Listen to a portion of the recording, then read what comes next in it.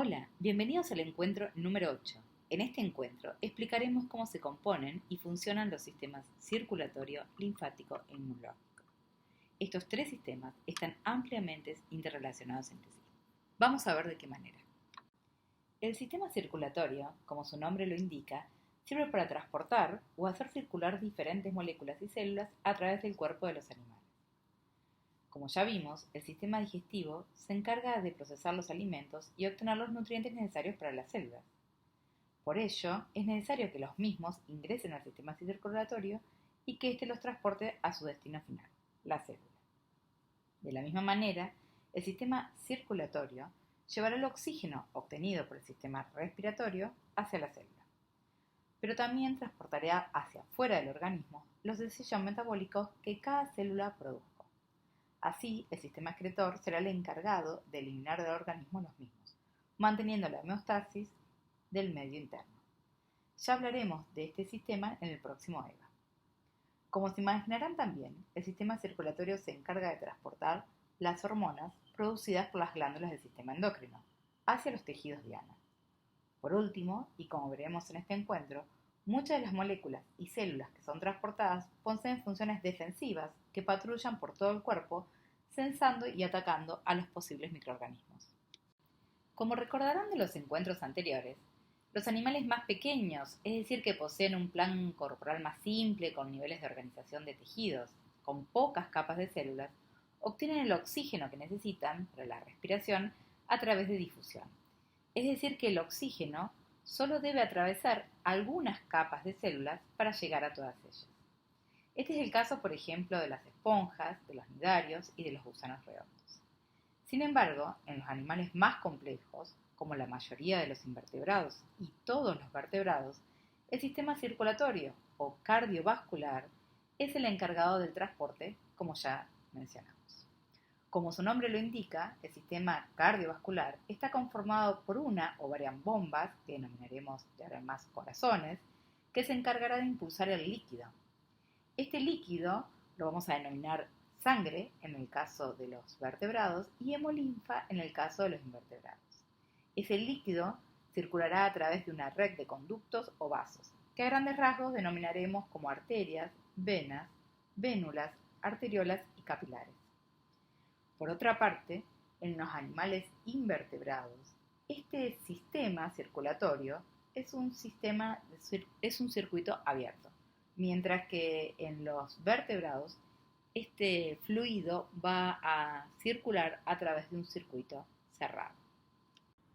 En los animales invertebrados, o en la mayoría de ellos, como por ejemplo en los moluscos y los artrópodos, el sistema cardiovascular es un sistema abierto, es decir, tienen un corazón que se va a conectar con un sistema de vasos que van a volcar la hemolinfa, lo que denominaríamos sangre en los vertebrados, a espacios que se encuentran entre los tejidos y forman como lagunas abiertas de esa hemolinfa. Así, esta hemolinfa va a bañar a todos los tejidos y va a llegar a todas las células del cuerpo. En las lombrices, los calamares, pulpos, estrella de mar y todos los vertebrados, recuerden, todos los vertebrados, el sistema cardiovascular es cerrado. Los sistemas cerrados tienen una gran ventaja respecto a los sistemas abiertos. Como la sangre nunca va a abandonar el circuito de bombas y vasos, la regulación de la perfusión hacia los distintos órganos es más eficiente. Es decir, que el retorno de la sangre al corazón va a ser más rápido y se va a mantener una presión sanguínea siempre estable. Estos sistemas cerrados se pueden clasificar en sistemas simples, cuando la sangre pasa una sola vez por el corazón, o sistemas dobles, cuando la sangre va a pasar 2 veces por el corazón. Por ejemplo, en el caso de los peces, que están conformados por un sistema simple, la sangre es impulsada por el corazón. Ustedes verán en la imagen A, entonces de mano izquierda, el corazón con una aurícula y un ventrículo. El ventrículo impulsa la sangre desoxigenada hacia las branquias, donde se va a oxigenar, y esa sangre va a ser llevada a todo el sistema del cuerpo. En el cuerpo, esa sangre va a dejar el oxígeno y va a tomar el dióxido de carbono como producto del metabolismo, que va a regresar al corazón. En cambio, en otros animales, como por ejemplo aves, mamíferos, reptiles y anfibios, el sistema es doble, es decir, que la sangre va a pasar 2 veces por el corazón. Estos sistemas dobles pueden ser incompletos si hay mezcla de sangre en el corazón o completos si no hay mezcla de sangre en el corazón. Por ejemplo, en anfibios y reptiles poseen sistemas incompletos. Si ustedes observan en la imagen B, van a ver un corazón que va a estar formado por 2 aurículas, una derecha y otra izquierda, y un solo ventrículo.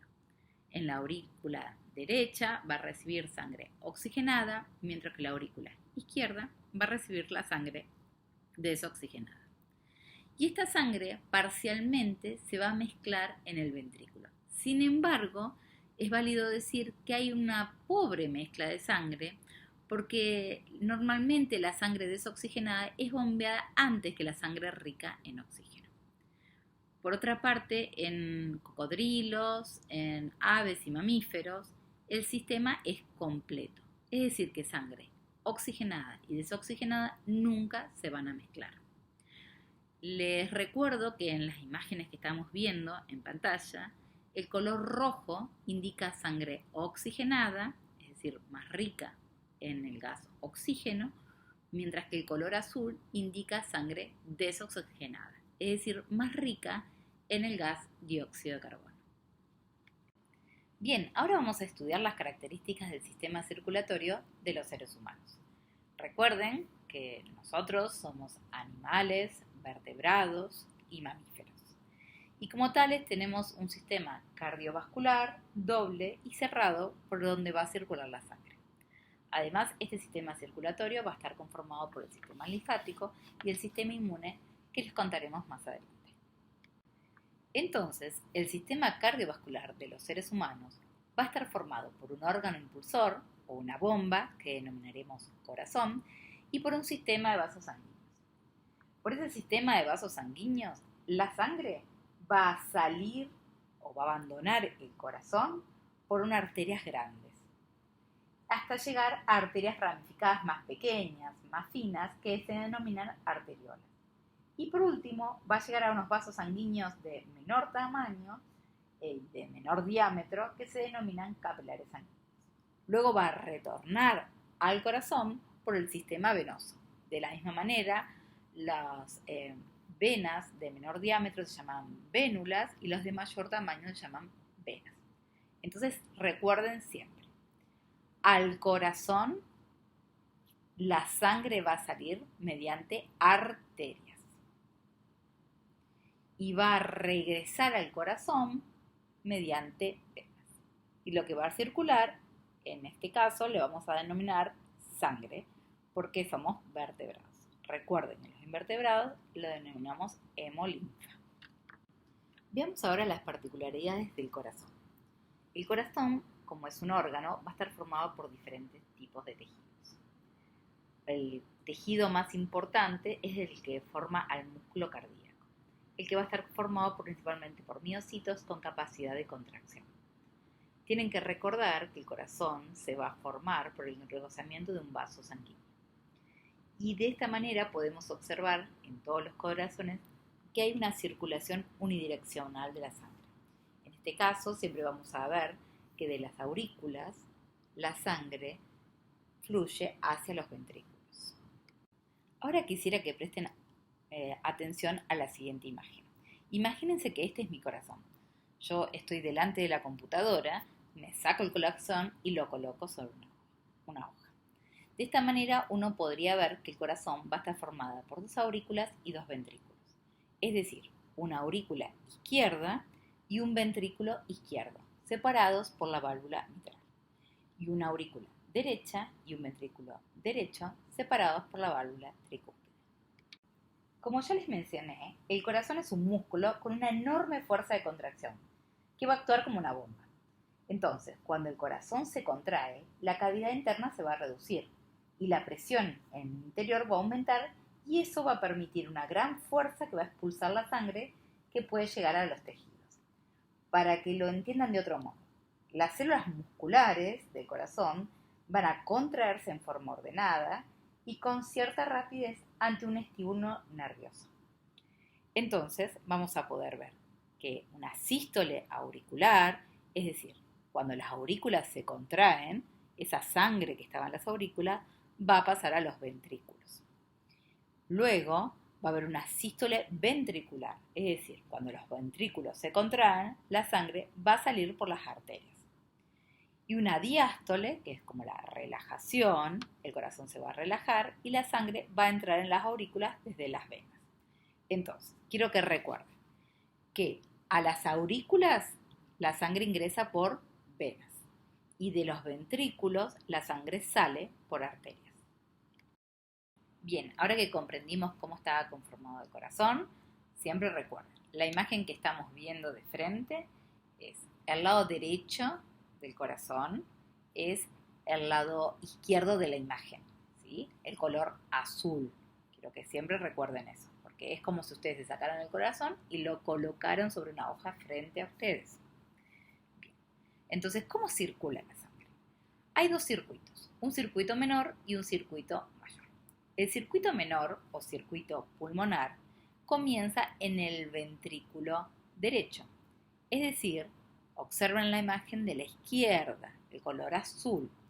Bien, en ese ventrículo la sangre va a salir impulsada desde el ventrículo, cuando éste se contraiga, por una arteria. Esa arteria es fácil de recordar, se llama arteria pulmonar, porque justamente va a ir a los pulmones. Esa sangre, cuando llegue a los pulmones, se va a oxigenar. ¿Por qué? Porque va a salir el dióxido de carbono, va a ser liberado y va a ingresar el oxígeno. Entonces, esa sangre oxigenada va a retornar al corazón por aurícula izquierda, ¿sí? Mediante la vena pulmonar. Recuerden, a las aurículas ingresan venas, de los ventrículos salen arterias. Bien, ese es el circuito menor o pulmonar.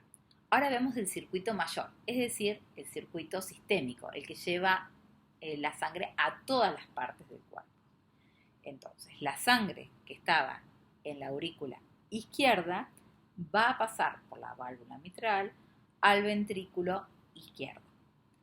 Esta sangre que está oxigenada va a ser impulsada por el ventrículo. Cuando éste se contraiga, va a salir por una arteria o por diferentes arterias, ¿sí?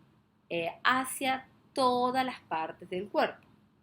Nuevamente, esta sangre oxigenada va a llevar el oxígeno y los nutrientes hacia la célula. ¿Qué es lo que va a suceder? Cuando llegue a la célula, ese oxígeno, la célula va a liberar el dióxido de carbono. Entonces, esa sangre que era oxigenada ahora va a ser desoxigenada y va nuevamente a retornar al corazón mediante una vena, ¿sí?, que va a ingresar en la aurícula derecha. Espero que lo hayan comprendido y si no, vuelvan a parar la grabación y vuelvan a escuchar. Lo importante es que ustedes entiendan cuál es el lado derecho e izquierdo del corazón y que siempre comprendan que a las aurículas ingresa sangre mediante las venas y de los ventrículos sale sangre por las arterias. Bien, veamos ahora por dónde circula la sangre. Recordemos que el sistema es cerrado, quiere decir que la sangre va a circular dentro de vasos sanguíneos. Entonces, la sangre que sale del corazón hacia los diferentes órganos va a salir por medio de arterias. Estas arterias son vasos de paredes gruesas y que van a regular la presión sanguínea. Para el que no sabe qué es la presión sanguínea, recuerde que es la fuerza por unidad de área con la que la sangre va a empujar las paredes de los vasos sanguíneos. Es decir, las arterias tienen que soportar esa fuerza que tiene que hacer el corazón para impulsar la sangre. Por ende, estas arterias van a ser de paredes muy gruesas. Por otro lado, vamos a tener las venas. Las venas eran las que llevaban la sangre de retorno desde los órganos hacia el corazón. Recuerden que ese retorno podía ser en la circulación menor desde los pulmones hacia el corazón o en la circulación mayor o sistémica desde todos los órganos del cuerpo hacia el corazón. Estos vasos son vasos de paredes delgadas y van a actuar como reservorio. En particular, las venas tienen una característica que se llaman trabéculas. Para que ustedes piensen que son las trabéculas, piensen cuando con el auto ustedes pasan un peaje. Bueno, cuando ustedes pasan un peaje, en el suelo van a ver como unas grampas, que cuando ustedes pasan las ruedas por ahí, simplemente esas grampas quedan al ras del suelo y se bajan. Ahora, si ustedes quieren hacer marcha atrás, esas trabas justamente se levantan y les pinchan la rueda. Y el único objetivo de eso no es pincharle la rueda, sino de que ustedes no puedan retroceder en una dirección para que el flujo de los autos vaya en una sola dirección. Bueno, algo similar pasa en las venas. La sangre tiene que regresar hacia el corazón. Entonces no puede quedarse trabada. Estos vasos actúan como reservorio. Si nosotros miramos la diferencia entre venas y arterias, vamos a ver que las arterias tienen paredes mucho más gruesas. Les quiero recordar que tanto venas como arterias están conformadas por 3 capas de tejidos. Un tejido, si miramos desde adentro hacia afuera, un tejido o un endotelio, una capa de células formada por tejido epitelial plano. Después tenemos la túnica media, que va a estar formada por tejido conectivo y fibras elásticas con musculatura lisa. Y por último, más hacia afuera, digamos, la capa que se ve azul o roja intensa en la imagen, es el tejido conectivo con fibras de colágena y elastina. Quiero que presten mucha atención que arterias tienen un diámetro o un grosor mayor y tienen una luz arterial más pequeña, mientras que las venas tienen una luz venosa mucho más grande. Los vasos sanguíneos, en realidad arterias y venas, como le estamos diciendo, están formados por diferentes tejidos. Entonces no permiten el paso de gases ni de nutrientes. Entonces, ¿cómo es que se intercambia materia y gases, digamos, en las células? Bueno, simplemente porque estas arterias y venas se van disminuyendo su diámetro, las arterias se convierten en arteriolas con diámetros mucho más pequeños, las venas en vénulas con diámetros mucho más pequeños y se terminan uniendo en vasos mucho más delgados que se denominan capilares. Los capilares están conformados por una sola capa de tejido endotelial, que esta capa de tejido está conformada por una sola célula. Imagínense una célula al lado de la otra célula. Entonces, tanto el oxígeno como el dióxido de carbono, como los nutrientes, pueden difundir hacia las células o desde las células. Algo que quisiera aclararles es que en todas partes de nuestro cuerpo tenemos capilares.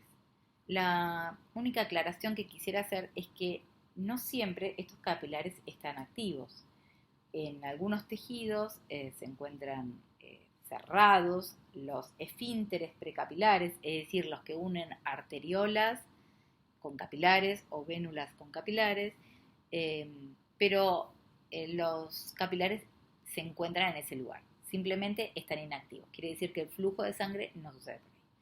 Cuando se activa un tejido en particular, entonces los esfínteres precapilares, digamos, antes que empiece el capilar, se abren y permiten la circulación. Quiero que recuerden esto. Por ejemplo, en muchos tumores lo que sucede es que los tumores envían señales. Esas señales lo que hacen es abrir los esfínteres precapilares y entonces estos nuevos tejidos que crecen maliciosamente en nuestro cuerpo se pueden nutrir de la típica circulación. Como ustedes recordarán del encuentro 1 de esta unidad, la sangre es un tejido, con la particularidad de que este tejido puede fluir. La sangre está constituida por el plasma y los elementos formes o las células. Cuando nosotros recogemos sangre entera en un tubo con anticoagulante y producimos una centrifugación, vamos a poder observar, por un lado, el plasma de un color amarillento y por el otro lado, todas las células o elementos formes. El plasma está formado por un 90% de agua y proteínas plasmáticas con sales minerales. Algunas de las proteínas plasmáticas que componen el plasma son, por ejemplo, las lipoproteínas. Las lipoproteínas son macromoléculas complejas, formadas obviamente por proteínas y lípidos, que se encargan de transportar las grasas por todo el cuerpo. Por ejemplo, cuando nos hacemos un análisis de sangre y medimos el colesterol, lo que estamos midiendo es este tipo de lipoproteínas. Otro tipo de proteínas son las albúminas, que también se encargan de transportar colesterol, lípidos y algunas hormonas. Por otro lado, vamos a tener a las globulinas. Las globulinas son fundamentales en la respuesta inmunológica. Se las conoce también como inmunoglobulinas o anticuerpos. Ustedes recordarán que en esta época en sangre se pueden llegar a medir los anticuerpos IgG o IgM para ver una respuesta ante el virus COVID. Por otra parte, también tenemos el fibrinógeno. El fibrinógeno es un tipo de proteína que participa en la coagulación de la sangre. Cuando realizamos un análisis de sangre, este puede ser de dos maneras: obtener la sangre con un anticoagulante, entonces obtendríamos el plasma, o obtener la sangre entera sin anticoagulante, entonces podríamos obtener por un lado el suero y por otro lado el coágulo. Ese coágulo se forma porque el fibrinógeno es un precursor de la fibrina, es decir, que el fibrinógeno se va a transformar en fibrina debido a la actividad de la trombina. Veamos ahora los componentes celulares de la sangre. La sangre está constituida por tres componentes: las células blancas o glóbulos blancos, las células sanguíneas rojas o glóbulos rojos y las plaquetas. Las células blancas o glóbulos blancos se encargan principalmente de la defensa del organismo y reciben este nombre porque son células casi incoloras. Además, poseen un gran núcleo y tienen mayor tamaño que los glóbulos rojos. Estas células son las que van a actuar en la defensa del organismo contra los virus, las bacterias y todas las partículas extrañas. A diferencia de los glóbulos rojos, estas células no están confinadas dentro de los vasos sanguíneos, sino que pueden migrar al espacio intersticial, por ejemplo, para atacar una bacteria. En el torrente sanguíneo normalmente toman una forma esférica, pero pueden aplanarse y desplazarse como si fueran amebas. Además, muchas de estas células van a realizar la fagocitosis de microorganismos y normalmente las podemos ver o las hemos observado, por ejemplo, cuando nos aparece la pus. Bueno, mucha de la pus que se forma está formada por células blancas o glóbulos blancos que han muerto en la defensa del organismo. El otro tipo de células, que son más pequeñas que los glóbulos blancos, son los glóbulos rojos. Estas células tienen una forma de disco bicóncavo y tienen la particularidad de que han perdido su núcleo y sus mitocondrias al madurar. Y casi todo el volumen del glóbulo rojo está formado por hemoglobina. La hemoglobina es una proteína particular que se encarga selectivamente de unirse al oxígeno o al dióxido de carbono. El tamaño de este glóbulo rojo y esta característica particular de poder doblarse le permite circular por los capilares sanguíneos.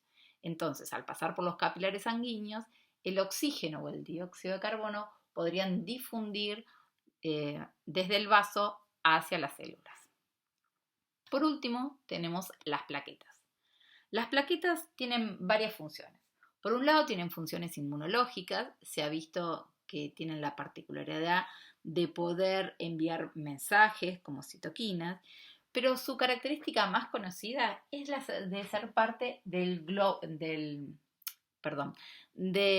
formar el tapón plaquetario. Por ejemplo, cuando tenemos una herida o se nos produce una lesión, a ese lugar se van a activar el fibrinógeno, que ya nombramos, que es parte del plasma, y luego se van a adherirse y activarse las plaquetas, terminando de formar lo que nosotros conocemos como la cicatriz. Estas células no contienen núcleo ni tienen mitocondrias, pero pueden tomar una forma globular con pseudópodos. Casi siempre cuando las vemos al microscopio o las activamos, vamos a ver que poseen como pequeños dedos que salen desde las células. Y son, como ustedes, como ya les dije, recuerden, son las encargadas de iniciar la coagulación de la sangre y también, obviamente, de obturar las rupturas de los vasos sanguíneos. Un sistema accesorio del sistema circulatorio y que está directamente relacionado con el sistema cardiovascular es el sistema linfático. En todos los vertebrados, gran parte del excedente del líquido plasmático que es filtrado desde los capilares hacia el espacio intersticial, es decir, ese líquido también va a llevar proteínas y otros factores, es filtrado y retoma al sistema cardiovascular mediante el sistema linfático. Para que les quede claro, imagínense, este es un capilar sanguíneo, es muy finito, dijimos, ¿sí? Está formado por una sola capa de tejido. Entonces, puede escapar el agua, las células, como los glóbulos blancos, y varias proteínas. Y pueden ubicarse en el espacio intersticial, es decir, entre las células, o ingresar adentro de las células. Cuando ese líquido con proteínas no ingresa a las células, queda en el espacio intersticial. Si queda en el espacio intersticial, muy poco de este líquido puede regresar a la vasculatura. Entonces es el sistema linfático el que atrapa este líquido y estas proteínas y lo hace regresar al sistema circulatorio. Ahora veamos de qué manera. El sistema linfático va a estar formado por vasos linfáticos y ganglios. En particular, va a reunir tres características. Va a reunir y devolver el fluido intersticial hacia la sangre. Es decir, va a llevar todo ese líquido que quedó entre las células de nuevo a la vasculatura del sistema cardiovascular. Va a lanzar respuestas inmunes, ya que, como les dije, muchas de las células, los glóbulos blancos, pueden salir por diapédesis hacia los espacios intersticiales e ingresar nuevamente hacia los vasos linfáticos. Entonces, va a haber mucha circulación de células y glóbulos blancos por estos nuevos vasos linfáticos. Y por último, va a absorber lípidos del tracto digestivo. El sistema linfático está constituido por vasos muy pequeños, denominados capilares linfáticos, que son conductos ciegos. Es decir, que no tienen salida, no es un circuito continuo. Si observan en la imagen a la derecha, van a ver un sistema capilar, los vasos capilares del sistema linfático, vasos muy pequeños. Además, tienen la característica de tener extremos cerrados. Observen acá, no es un circuito continuo. Y por otra parte, las células que forman el endotelio tienen uniones porosas entre ellos, con lo cual permiten pasar no solo el líquido intersticial, las proteínas, sino que también permite pasar células y microorganismos. Una vez dentro de los vasos sanguíneos, este fluido se denomina linfa. El líquido se va a mover desde los capilares sanguíneos hacia los conductos. Estos conductos son similares a las venas. Tienen 3 capas de tejido y válvulas o traqueolas para evitar el flujo retrógrado. Cuando la linfa se encuentre dentro de los conductos, se va a mover mediante ondas de contracción peristálticas, ya que no hay, como en el sistema cardiovascular, una bomba difusora. Digamos, no hay un corazón linfático. En algunos reptiles sí existe algún tipo de corazón linfático, pero en los mamíferos y por ende en el ser humano no. Cuando la linfa llega desde los capilares linfáticos hacia los conductos linfáticos, desembocan en el conducto torácico o en el conducto linfático derecho. En el centro de la imagen les muestro, este es el conducto torácico y este es el conducto o drenaje de conducto linfático derecho.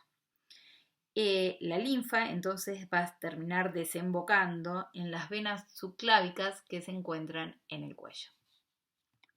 Entonces, nuevamente, desde los capilares llegan a los tejidos y se produce el intercambio de nutrientes y sustancias de desecho. Ese sistema es el sistema cardiovascular. Pero ¿qué sucede? Esos nutrientes y ese intercambio de sustancias puede quedar alojado en el espacio intersticial, es decir, entre las células. Cuando el plasma sanguíneo va a salir de los vasos capilares, se va a difundir por los tejidos, también pueden salir glóbulos blancos, por ejemplo. Entonces, En ese espacio va a haber sistemas, va a estar el sistema linfático con capilares linfáticos. Recuerden que no tienen extremos, que no tienen una salida, no es un circuito continuo, que van a recoger todo ese filtrado, ¿sí? Compuesto por agua, nutrientes, células, los pueden llevar hacia los ganglios linfáticos, que son como pequeños órganos del sistema linfático, y pueden entrar nuevamente al torrente circulatorio mediante la desembocadura a las venas subclávicas que se encuentran en el cuello. En este esquema pueden ver al sistema cardiovascular y el sistema linfático. Recuerden que estos dos sistemas no están interconectados, es decir, que no hay conexión directa entre estos vasos, sino que los capilares linfáticos se encuentran o comienzan desde los espacios intersticiales. Y recuerden entonces, si la sangre sale por las arterias desde el corazón, va a salir sangre oxigenada o desoxigenada dependiendo del circuito derecho o izquierdo. Lo importante es que recuerden que el regreso de la sangre al corazón está implicado también el sistema linfático. Bien, ahora hablemos sobre el sistema inmune o sistema inmunológico. Este sistema está intrínsecamente relacionado con el sistema cardiovascular y el sistema linfático. Cuando mencionamos la sangre dentro del sistema cardiovascular, dijimos que los glóbulos blancos participaban en la defensa del organismo. Y cuando mencionamos el sistema linfático, dijimos que poseía ganglios y vasos por donde circularían moléculas y células del sistema inmunológico. En síntesis, nuestro sistema inmunológico es nuestro sistema de defensas. Ahora veamos cómo actúa este sistema. Este sistema, todo el tiempo, lo que está haciendo es chequeando y censando. ¿Qué es lo que chequea y censa? Bueno, lo que está haciendo es decir, verificando que todo lo que se encuentra dentro de nuestro organismo sean moléculas propias. Cuando encuentra una molécula no propia, ahí sí actúa de otra manera. ¿Qué hace en ese momento? Bueno, se pone en forma de ataque y genera un ataque coordinado contra lo no propio. ¿Qué es lo que llamamos no propio normalmente? Bueno, a lo que llamamos no propio son a los patógenos, que normalmente incluimos dentro de los microorganismos. También hay algunos otros patógenos, como por ejemplo los alérgenos, como por ejemplo el polen, que en esta época es un grave problema para muchas personas. También esto no propio es denominado antígenos. Los antígenos son todas aquellas sustancias propias o externas del organismo que desencadenan una respuesta inmunitaria. ¿Qué significa esto? Que muchas veces el organismo o el sistema inmune lo que hace es decir, esto sí, esto no. Esto es mío, esto no es mío. Lo que puede llegar a suceder en algún momento es que algo propio, algo del organismo, sea censado como algo no propio. Y de ahí más, en muchos casos, se desencadenan lo que se llaman respuestas autoinmunes. Muchas enfermedades que conocemos hoy en día, como el lupus, por ejemplo, es una enfermedad autoinmune. Una reacción que hay sobre algo que debería haber sido censado como propio y fue censado como no propio. Ahora veamos cómo está compuesto este sistema inmune. El sistema inmunológico está constituido por componentes humorales, por ejemplo, como los anticuerpos, las proteínas del complemento, las citoquinas, componentes celulares, como ya vimos, los glóbulos blancos, que se pueden dividir en granulocitos y agranulocitos, y en órganos linfáticos, como por ejemplo el timo o el vaso. Dada su característica y localización, es considerado un sistema difuso, porque en realidad no podemos decir en dónde se encuentra específicamente, sino que el sistema inmunológico, como vuelvo a repetirle, es un sistema descensado, que se encuentra censando de punta a punta el organismo. A grandes rasgos, el sistema inmune podría dividirse en dos sistemas de defensa. Una primera línea de defensa, constituida por barreras inespecíficas, y una segunda línea de defensa encargada del censado y del ataque, constituido por la inmunidad innata y la inmunidad adaptativa. En la primera línea de defensa, es decir, las barreras inespecíficas, si bien estamos rodeados de un montón de microorganismos, nunca estamos a merced de ellos, ya que disponemos de barreras físicas especializadas en la defensa. Por ejemplo, la piel es una de las barreras físicas. O, por ejemplo, las superficies mucosas que están, por ejemplo, en nuestro tracto digestivo o en nuestro sistema genitourinario. Además, nosotros cuando tenemos la piel intacta, nuestras glándulas sebáceas van a producir un pH que van a impedir el crecimiento de bacterias en su superficie. Además, nosotros en nuestras mucosas, en nuestros ojos, en nuestras cavidades, por ejemplo, en las orejas o en las cavidades genitourinarias, vamos a poseer mucha secreción de moco, saliva o lágrimas que son ricas en sustancias microbicidas. Por ejemplo, en el epitelio que reviste el sistema respiratorio, este sistema va a estar cubierto por cilios que van a barrer los microorganismos y las partículas inhaladas atrapadas en el moco.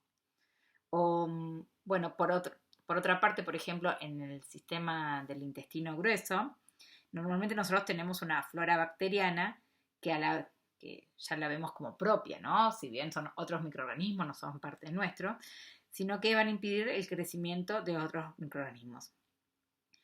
Lo que sí tienen que tener en cuenta es que ni la piel ni las mucosas son barreras infranqueables, digamos, que se podrían romper, ¿no? Entonces, ante una lesión, sí va a haber una segunda línea de defensa. Ahora veamos un poco sobre esta segunda línea de defensa. Como mencionamos, la defensa de un organismo tiene dos componentes, la inmunidad innata y la inmunidad adquirida. La estrategia de la inmunidad innata está presente desde el momento del nacimiento, desde el día que nacemos. En esta estrategia, ciertas características, por ejemplo, de los microorganismos o moléculas que tienen en la superficie estos microorganismos, van a ser reconocidos por el sistema inmunitario como no propias.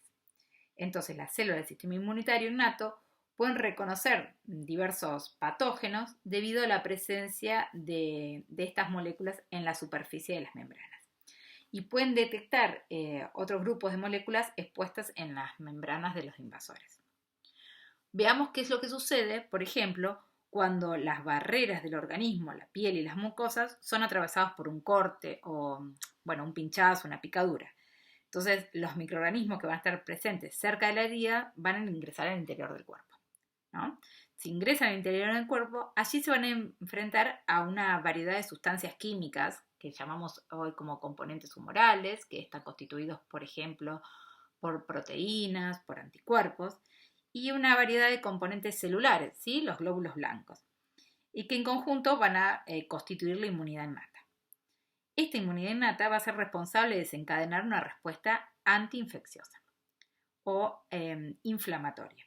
Esta respuesta inflamatoria tiene la característica de reclutar en el sitio donde se produjo la lesión o el corte, donde está la herida, digamos, un proceso inflamatorio, que normalmente va a terminar con la eliminación del microorganismo invasor y la reparación del tejido. Ahora, quiero que recuerden que la inflamación está dada por 4 características. Una sensación de calor, aumenta la temperatura del lugar, simplemente para no permitir el crecimiento y el establecimiento de los microorganismos. Una sensación de rubor, ¿sí? Porque los vasos sanguíneos se empiezan a dilatar para permitir el pasaje de estos glóbulos blancos hacia el espacio intersticial. Una sensación de dolor, casi siempre en ese lugar se liberan muchas enzimas, proteínas, que le indican a nuestro sistema nervioso que en ese lugar está sucediendo una inflamación, un ataque. Y una sensación de tumefacción. Casi siempre ese lugar, si bien nos duele, está tumefacto. En la siguiente imagen podemos ver cómo actúa la inmunidad innata. En el punto 1, ustedes verán que hay un tejido dañado, por un corte, por ejemplo, y que en ese lugar pueden ingresar las bacterias. Cuando eso sucede, hay unos tipos de proteínas quimioatractantes y proteínas que producen la vasodilatación que van a desencadenar un incremento local del flujo sanguíneo. ¿Qué significa? Que que en ese lugar va a haber mayor circulación de células. Si hay mayor circulación de células, esas células, si son los glóbulos blancos, pueden ser atraídos a ese lugar. Cuando son atraídos a ese lugar, puede suceder la extravasación.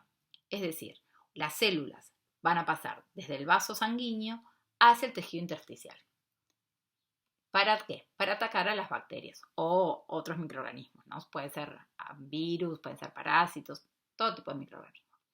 Normalmente los glóbulos blancos tienen algunas características, como por ejemplo pueden fagocitar a algunas sustancias y pueden destruir a las bacterias, siempre con la ayuda de componentes humorales como son la producción de anticuerpos, el pose sobre la superficie del sistema del complemento o otras proteínas. En ese lugar también van a llegar muchos otros tipos de células que no solo van a fagocitar, sino que van a producir la inflamación del lugar para atraer a otras células.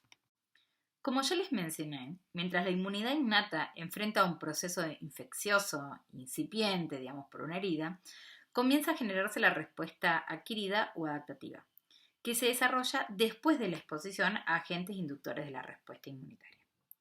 Esta respuesta adaptativa, así como la innata, participan componentes humorales y celulares, principalmente los linfocitos B y los linfocitos T. Mientras no se ha montado una respuesta, estas células se las denomina células vírgenes. Luego, ante la presencia de un antígeno, los linfocitos B producirán anticuerpos y protagonizarán la respuesta humoral, mientras que los linfocitos T intervendrán en la respuesta celular.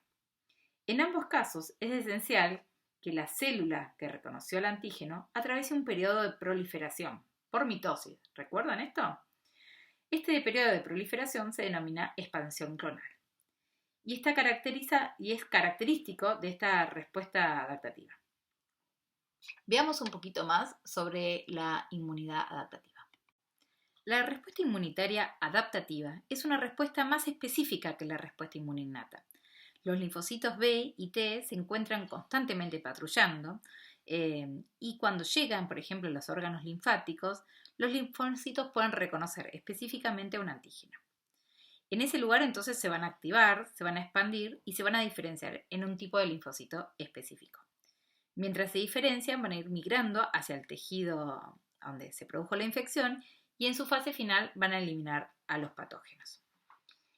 Entonces, en el primer contacto específico con un antígeno, se va a desencadenar lo que se reconoce como una respuesta primaria, durante la cual una cantidad de linfocitos genera células de memoria. Y a la vez va a generar, otros productos que van a permitir eliminar el patógeno. Por ejemplo, los linfocitos B van a generar anticuerpos y los linfocitos T se van a diferenciar a linfocitos citotóxicos, helper o supresores. Esta clasificación no la vamos a ver, pero lo que sí quiero que les quede en claro es que durante una segunda exposición al antígeno o en un encuentro posterior con el mismo antígeno, va a haber una respuesta mucho más rápida y de mayor magnitud, simplemente porque ya se conoce a ese antígeno y ya se conoce el ataque que elimina al antígeno. Entonces, recuerden, si bien la inmunidad inmune innata y adaptativa sucede siempre en respuesta a todos los microorganismos y a todos los patógenos que ingresan al organismo, la respuesta inmune adaptativa es mucho más específica y además posee o genera memoria inmunológica. Teniendo en cuenta que nuestro conocimiento sobre el sistema inmunológico, ya hace muchísimos años se han desarrollado las vacunas. Las vacunas aprovechan la capacidad del sistema inmunológico de generar una respuesta frente a alguna forma alterada de un patógeno, para generar en sí memoria inmunológica, y que ante una segunda exposición del patógeno real se monte toda una respuesta inmune. Ahora tratemos de explicar este esquema. Ante la aplicación de una vacuna, la injuria producida por la aguja desarrollará y montará una respuesta por parte del sistema inmune innate, es decir, una respuesta inespecífica. Cuando las células fagocíticas del sistema inmune innata fagociten al patógeno, al supuesto patógeno, viajarán hasta los ganglios linfáticos donde le presentarán el patógeno a los linfocitos B y T propios de la respuesta inmune adaptativa. Eso generará que los linfocitos, que eran vírgenes, se activen, maduren y proliferen y viajen al sitio de la infección. A la vez, Mientras algunos de estos linfocitos se encuentran viajando hacia el sitio de la infección, otros se diferencian a células de memoria, que se activarán ante una segunda exposición del antígeno. Recuerden, estas células memorias van a tener todo el plan de ataque. Entonces, ante una segunda exposición de un antígeno, la respuesta va a ser más rápida y mejor, digamos, con mayor énfasis. También les pido que recuerden que los linfocitos B generarán anticuerpos que actuarán sobre los patógenos de diversas maneras. No los vimos y no es necesario estudiarlos ahora. Ya tendrán una materia que se llama inmunología y tendrán todo un cuatrimestre para desarrollar estos conceptos. Y también los linfocitos T inducirán diferentes tipos de respuestas que van a llevar a la muerte del patógeno. Para que pongamos en práctica un poco esto, pensemos en las vacunas que han sido mencionadas en los últimos tiempos. Por ejemplo, la vacuna de Sinopharm es una vacuna a virus inactivado. ¿Qué significa esto? Es decir, que el patógeno tiene todas sus partes, simplemente que no está activo. Entonces, cuando esta vacuna ingresa al organismo, se monta toda una respuesta inmune innata y toda una respuesta inmune adaptativa. Esa respuesta inmune adaptativa va a generar memoria. Entonces, ante un segundo ingreso o una segunda exposición del virus real, por ejemplo, de COVID, lo que va a suceder es, ya tienen un plan de ataque, la respuesta va a ser muy rápida. Entonces, normalmente la persona no genera ni las situaciones de inflamación, ni tiene fiebre.